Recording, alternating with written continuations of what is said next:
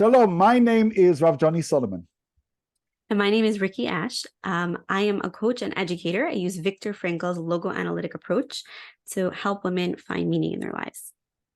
And I'm what I call the virtual rabbi, and I provide online spiritual coaching, halachic consultations, and Torah study to men, women, and couples around the world. Now, we connected not so long ago, right? Yeah, like a week ago. So Rikki and I connected, and we realized that we both think similarly about matters to do with faith, and we both recognize the importance of helping people, and we have a shared interest in a number of thinkers, and we thought we'd do kind of an online conversation, especially as we come towards the Yamim Noraim. And yeah, so we thought, sorry, keep going. Please. We thought we'd start by sharing some quotes from thinkers that we have learned from, and really just have a very candid conversation in terms of our thoughts of those quotes, and really have that kind of lead us towards a conversation about some of the main themes of the Yamim Noraim. Right. So we've collated 4 thoughts, 2 Rikki's put together, 2 I've put together. We've seen the ones that the others put together. We haven't really kind of planned a podcast or a lecture here. Instead, this is going to be much more impromptu. One of us is going to present a quote, and the other is going to kind of comment and say how it speaks to them. And we hope each of these teachings speak to you as we come up to the High Holy Days. So we're going to begin with the first quote, and it's pretty meaningful to you, Rikki, right? Yes, so this is actually a quote by my grandfather. It is a quote that my grandfather wrote based on teachings of Viktor Frankl. He says, "Guilt is an anathema in modern society. But what is wrong with guilt? Only if we perceive ourselves as guilty can we talk in terms of responsibility and improvement. If we are not responsible, we are not guilty. If we are not guilty, how can we improve? To be guilty is to be human. To be human is to be guilty. Why should we fight the feelings of guilt? It is preferable to incorporate guilt and the awareness of responsibility implicit in the guilt feeling, and then use the guilt as an energizer for future corrective achievement. The thrust should be away from guilt from and to guilt towards." So this is really a quote about guilt that, at least in my opinion, when I first came across it, which actually was pretty recently, it really turns the idea of guilt on its head, right? It talks about how, yes, we understand the concept in our society, like we have Jewish guilt, but in general, guilt is not a feeling or an emotion. I actually looked it up. Was it a feeling or an emotion? And apparently it's an emotion, right? Guilt is not really an emotion that we enjoy. But according to this quote, right, it actually is important, because without the feeling of guilt, then we never have the obligation to take responsibility, right? If we don't feel guilty, then we're never going to take responsibility. And so the shift shouldn't be, don't be guilty, right? The point of our lives, I guess, is not to be perfectly balanced at all times, never feel a little bit more guilty than we want to, right? Guilt can actually be productive as long as the thrust is away from guilt from and to guilt towards. Instead of saying, "Oh, I feel guilty because I, forgot my friend's birthday and she's upset with me." That's a pretty trite example, but just, to illustrate. But instead, guilt towards, okay, so how can I improve in the future? How can I be a better friend? How can I be a better spouse? How can I be a better, et cetera, et cetera. So I'm curious to hear your thoughts on this and how, I guess, it resonates in terms of Jewish literature. Well, I love this quote when you shared this with me just a couple of days ago, because when we think of guilt, we think about this kind of anchor, right? This weight, this thing that holds us down and limits us because we feel bad about what we've done. And that's that guilt from whatever we've done. And your grandfather says, 1 second, guilt can be a springboard. It can be something which animates you to take responsibility, to mature, to recognize that there are ways in which we grow, and we all need to grow. We all can improve. We all need to improve. And rather than dismissing guilt as being something which is a bad thing, we need to harness it in a healthy way, in a constructive way, and use it to move us forward. And I think it's a really deep insight, because too often guilt has this negative connotation, and he's flipped it. And he said, actually, this is a really positive, really healthy thing if understood right. Beautiful. Yeah. Wow. I really like that. Would you like to share some, Jewish literature on guilt? Well, this is very Jewish. I think Well, it's very. yes, that's true. It's true. It's actually not from a Jewish themed book. It's really on a book about, Viktor Frankl's concepts of logotherapy. Obviously, he's a rabbi. So, I guess that makes it Jewish, but it's really coming from a psychological perspective. So I guess that's what I meant. Sorry. No worries. Yeah. So the source I quoted, and you know that I've collated lots of quotes of Rabbi Sacks, is where he distinguishes between guilt and shame. One of his more recent comments a few years before he passed was how we've become a shame culture, whereas in fact Judaism and even Christianity were guilt cultures. And he explains the difference. He says guilt cultures conceive of morality as a voice within the voice of conscience that tells us whether or not we've done wrong. Shame cultures think of morality as an external demand, what other people expect of us. And let's pause there just before we proceed.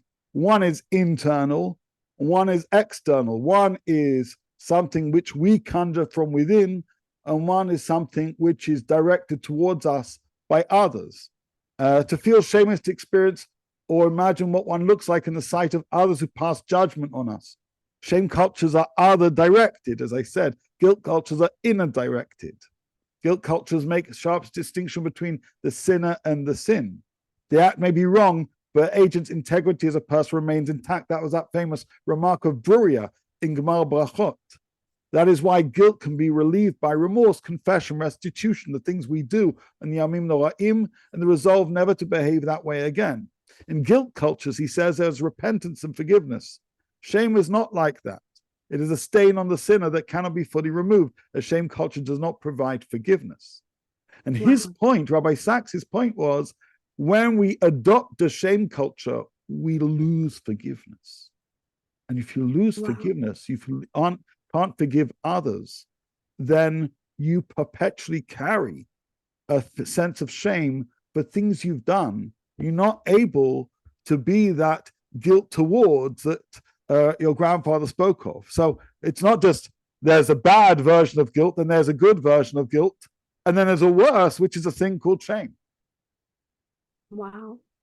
Yeah, that really, it got me thinking also back to that quote, right? How yes, we are bad, like our human emotions, we want to feel different feelings, but I guess in an interesting way, guilt is almost a meaningful feeling in the sense that it's productive, it leads to something, whereas it seems from this quote, shame is meaningless. It doesn't really help us, and it's something that as a society, we've sort of gotten into this culture of shame. And I think almost before we can get to that level, like you're saying, of forgiveness, and even before forgiveness is just taking responsibility, we almost need to remove the shame, because it's really not productive until we get towards, right? There's no such thing as shame towards instead of shame from. Like shame towards goes nowhere. It has to be, right? It's almost like first convert shame into guilt. And then once you got it a little bit lower down, then into responsibility and ultimately forgiveness. It's a very interesting way of looking at shame and guilt, and it's a very different way. Fascinating. That shift that you point to, Rikki, of going from shame to guilt requires that I cease paying attention to the way others see me and instead define myself by how I see myself. And so many of us are reliant, are defined by the perception of others, and we've lost sight of how to see ourselves. That's really the tragedy of the shift from a guilt to a shame culture, that we're not really able to do a cheshbon hanefesh because we don't even know how to look at ourselves. We only know how to look at others, or we only know how others look at us. That's tragic. And without that self-reflection, we can't really harness these days the way they're meant to be. because we can't get into ourselves. Instead, we're always looking at what other people are doing. We're always thinking what other people are thinking about us. Right. They say you're a combination of like something like the 5 people you surround yourself with the most. And I think those people could be people in your actual physical lives and also even your online communities, right? People you spend time with. And that's obviously means you should hang out with good people and good influences, but it's also scary to see that you really are a combination of like the people around you. We're so not in touch necessarily with our deepest selves. And yeah, this is the time to kind of fix that and look into ourselves as much as possible and try to, close away the noise. Wow. That interesting. You say that close away the noise. Actually, one of my favorite quotes of Rabbi Sacks is that God is a noise at all it lives, but all too often, sorry, God is a music at all it lives, but all too often we're distracted by the noise. And our task is to go beyond the noise and try and hear the music. And that requires a sense of stillness. And he actually says elsewhere, Yom Kippur is actually a very private day. A lot of the other festivals they're national days. They're about people coming together, the pilgrim festivals. But actually, Yom Kippur, although we commemorate the day together, it's a private day. And really, this is being affirmed here. Our task is to hear that inner voice of what we're whispering to ourselves about ourselves. Wow. Yeah. So we're going to take a pause for a second, and we're going to move on to another theme on forgiveness. Okay, and I think this quote that I brought, it's by Brene Brown, actually dovetails really nicely with our last conversation, and you'll see in a moment. To forgive is not just to be altruistic. It is actually the best form of self-interest, which is sort of what we were alluding to before, and we'll get there. Mm-hmm. It is also a process that does not exclude hatred and anger. These emotions are all part of being human. You should never hate yourself for hating others who do terrible things. The depth of your love is shown by the extent of your anger. However, when I talk of forgiveness, I mean the belief that you could come out the other side a better person than the one being consumed by anger and hatred. Remaining in that state locks you in a state of victimhood, making you almost dependent on the perpetrator. If you could find it in yourself to forgive, then you are no longer chained to the perpetrator. You can move on, and you can even help the perpetrator to become a better person too. So the reason this quote really spoke to me, right, is that kind of in line with what we were talking about, but now getting towards forgiveness specifically, is that forgiveness is really about a release for you. It's not as much about the other person, right? And I think there's some quote about, how anger is almost like drinking a cup of poison and you expect the other person to blow up.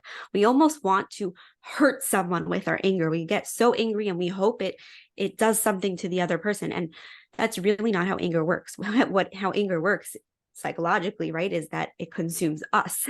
We're the ones that are hurt from the anger that we're harboring, right, and the hatred that we're harboring, and it doesn't necessarily affect the other person. So I think what she's saying here, right, is that when she's talking about forgiveness, she's saying that you're making yourself dependent on the perpetrator, right? The only and that forgiving is not just about the other person and forgiving the other person, but it's actually a form of self-interest. And I'm actually curious from your perspective, because I do like this quote, but I'm wondering what Judaism is saying about forgiveness, because her idea, it seems like, forgiveness being selfish, is that really okay in terms of Judaism? Like, are we allowed to forgive from a selfish perspective? Does our forgiveness still count?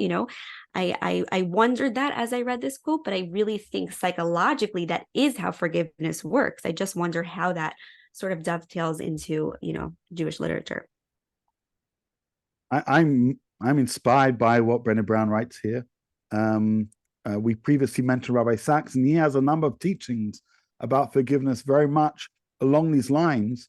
And yes, this idea of forgiveness being something which is good for you to do, no matter how good it is for the other person too.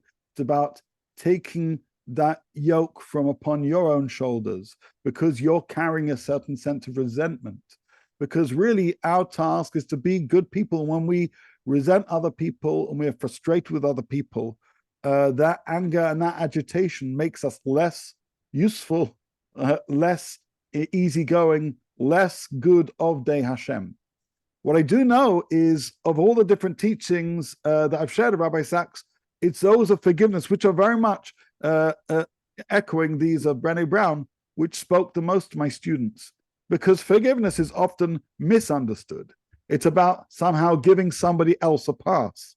And if somebody's done something wrong to you, you say, why should I forgive them? That's not right. That's not just. That's not fair. What Brene Brown is saying is, it's not so much to do with the other person. It's about you. It's about you recognizing that forgiveness makes you a forgiver. It means you're somebody of grace. You're showing grace to other people. And in so doing, you're showing grace to yourself. You're lightening your load, and you're able to move on in the future without being held back by the shackles of the past. And if you don't forgive, you're always looking back, thinking about that moment or that incident, and that frustrates you. You're living in the past, and that's not good. And the whole idea of the Yamim Noraim is about doing a cheshbon hanefesh about the past in order to move forward. And to free yourself to move forward, you have to, it's a bit like a train, and you have to separate the carriages of the past, which are holding you back, in order for you to move forward towards your revised destination. So I think it's beautiful, and I think it's crucially important. And forgiveness is so misunderstood because, as I say, we think we're doing somebody else a favor, and we say, why should I? We're doing ourselves a favor, and God is doing us the favor. And that's why forgiveness is ultimately, as the Ramchal explains in Mesilat Sharim, a chesed. It's grace. It comes from the grace of God, and it comes from the grace of us to others and to ourselves. Wow. I never really heard this kind of opinion on forgiveness before. It's beautiful. And it really, again, I think like all these quotes and sort of were a springboard for ideas that really turn things on their head, like, a very different way of looking at what forgiveness is, that it's a chesed. Well, tshuva is a chesed, slicha is a chesed, especially when it comes from God, but also when it comes to other people. But chesed isn't just something you give to others. It's a midah, right? If you're baal or baalat chesed, it's somebody who's foregoing, who's mevater, who's somebody who's able to say, yes, this happened, but it doesn't need to define me, because when it does, you become a toxic person, and it's not good for you. You go to HaKadosh Baruch Hu and you say, forgive me, and HaKadosh Baruch Hu says, so you want me to let go of your past, and you're not letting go of that person's past? Give me a break. HaKadosh Baruch Hu, we say in the Kunz Gemara, measures us the way we measure other people.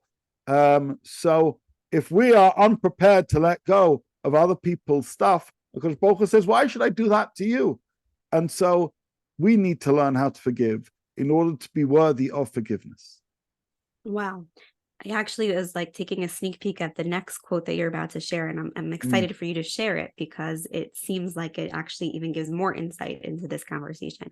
Right. So Rav Shagar, in one of his wonderful essays discussing the theme of tshuva, says as follows: we're used to thinking that the major effort during these days of slichot, and by the way, Sfaradim already started slichot at the beginning of Elul, Ashkenazim are starting in the coming week. He says that we're used to thinking the major effort during these days of slichot is devoted to asking forgiveness from our Creator and from those against whom we have sinned. However, the words of our sages teach us the opposite.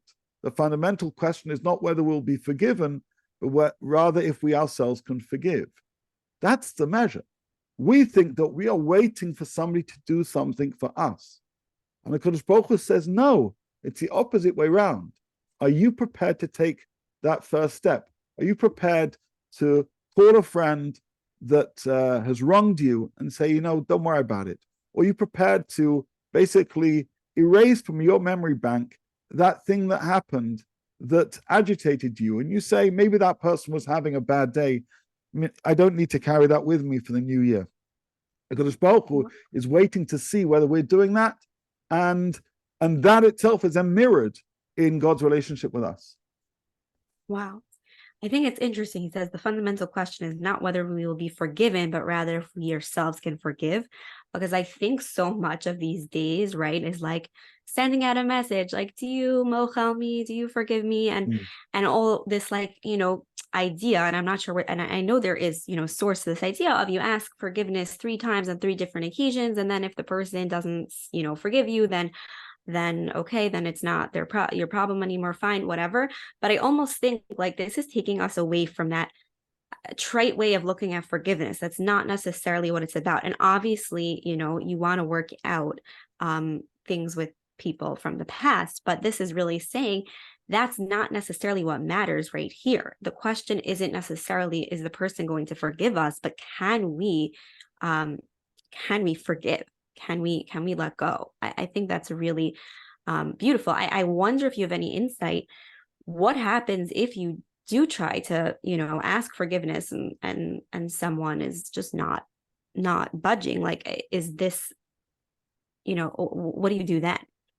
Well, you've alluded to the Rambam, who speaks about how we're supposed to be mafayes, we're supposed to appease people, and if we're lucky, they respond affirmatively. If not. Actually, the Gemara tells us if it doesn't work through the first endeavor, then maybe try and use a different tack. And the rabbis say, although it's best to speak to somebody face to face, if you feel that that's not going to work, maybe write them a letter or nowadays a message. But certainly our task should be to try to make peace with people where there is an ill feeling or a certain sense of unease. But I'm interested too in this last line of Rav Shagar. How do I demonstrate that I've forgiven somebody who hasn't approached me to ask forgiveness? Imagine somebody's wronged me and they haven't come up to me, but I've decided, I don't want to bring this into the new year. I want to forgive them whether or not they come knocking at my door, whether or not they send me a message. And so if you'd write kind of a creepy message saying, that thing you did which really annoyed me, I've forgiven you. That may work for some people. Other people, that may well be like, pouring oil on a fire. They'd say, what? I should be annoyed with you. Right. But I'd say perhaps the best way to demonstrate the fact that we've forgiven is to do a positive gesture. Actually, not to mention the thing, but actually to reach out with something altogether different. So imagine you've had an argument with somebody and you've decided that you want to forgive them, even though you perhaps think that they should have approached you, but they haven't. How do you illustrate that? How do you demonstrate that? If you're having a gathering at your house, invite them if previously you wouldn't. Send them a gift.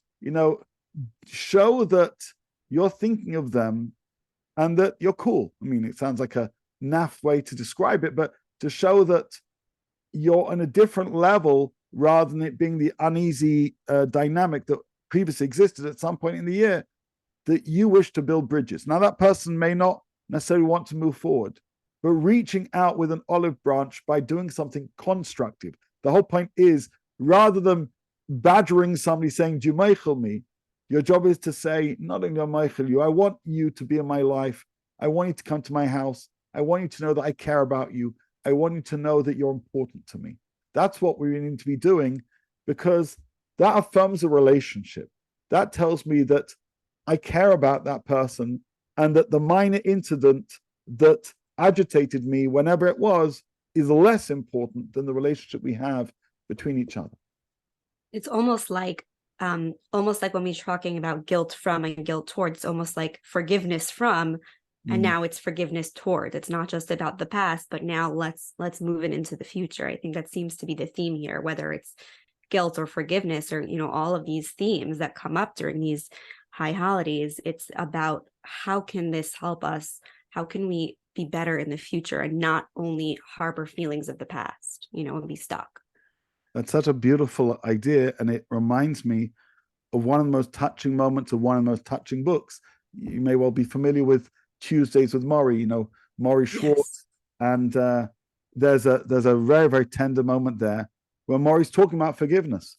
And he describes a friend who was absent when Maury and his wife were going through difficulties. His wife was going through cancer treatment, and he really resented his friend. He was angry with his friend, and he didn't talk to his friend. And then his friend died. And Maury told Mitch Albom how important it is to forgive. And I love that distinction of forgiveness from and forgiveness towards.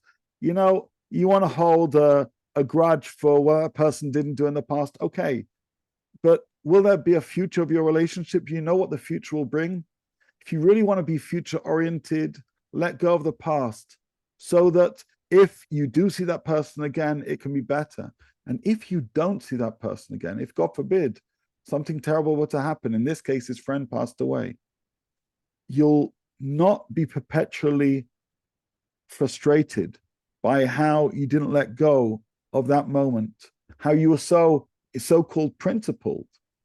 But as a result of that, the friend died not knowing quite how he was with his old mate Maury. So forgiveness towards is a lovely idea. It's about looking towards the future and asking, God, forgive me for the coming year, and you should forgive others for how things may well be in the future. Beautiful. Wow. This was a very, very enlightening conversation about forgiveness that I don't think I've ever had before. Thank you. So we've covered 4 quotes. Rabbi Reuven Bulka, your wonderful grandfather. We looked at a quote from Rabbi Sacks. We looked at a teaching from Brene Brown and one from Rav Shagar. And I've really enjoyed this conversation.